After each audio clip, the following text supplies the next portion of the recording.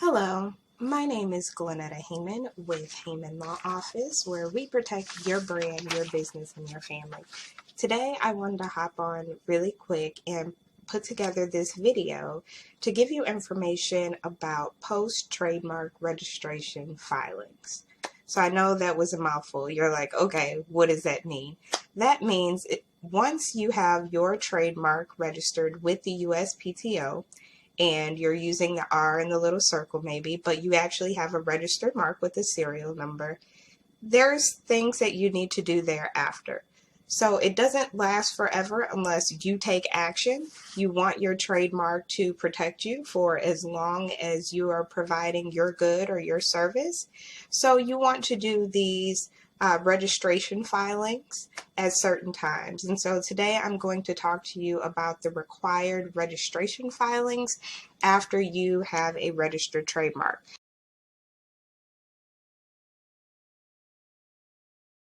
And then between the 9th and the 10th year after your registration, and every 10 years thereafter, you'll also want to file a declaration. So between the 9th and the 10th year, a lot of times I recommend just going ahead and filing the Section 8 and 9 declaration and renewal, because you're renewing it, because you have to do it anyway, and that's how they offer it. So between that 5th and 6th year, we're going to file the Section 8 declaration. So you're like, okay, what does all this means? Basically, it's the USPTO's way of scrubbing trademarks, getting rid of old trademarks that aren't currently in use. So between that 5th and 6th year, if you're not using the mark any longer, you need to let the USPTO know. So letting them know is providing them with specimens like you did in your initial application, showing that your mark is in use. So with those acceptable specimens, you want to be sure that the mark is on the goods themselves, or on the container, or on packaging, or on labels or tags. And ensure that specimen is shown along with the date and time that you gathered the specimen.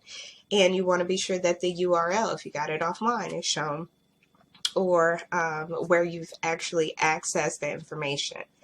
So you want to provide these to the USPTO, and the trademark should be essentially the same as it was when you first registered your trademark.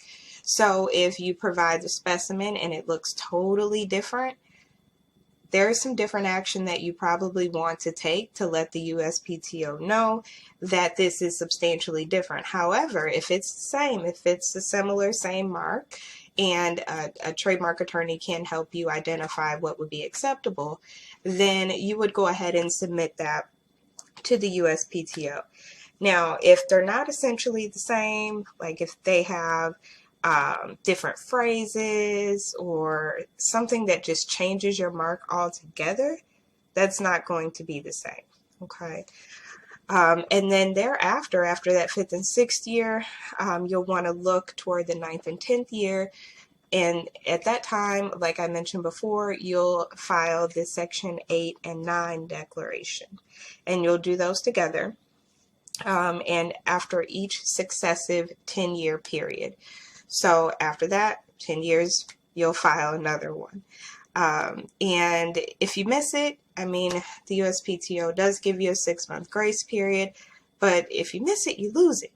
So you really have to keep track of the filings, the filing times, making sure you're filing the right form at the right time.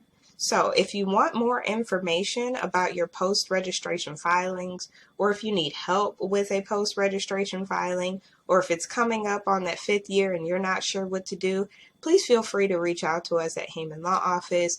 We can take a look at your application, look up your serial number, and identify when the dates are, and talk to you about the post-registration filings that are due thereafter. So that's our quick tip on post-registration filings. As I mentioned, here at Haymon Law Office, we are a business law, trademark, and copyright firm, and we help you really own your brand. So give us a call, 314-896-1051, or visit our website to book an appointment. Take care. Have a great day.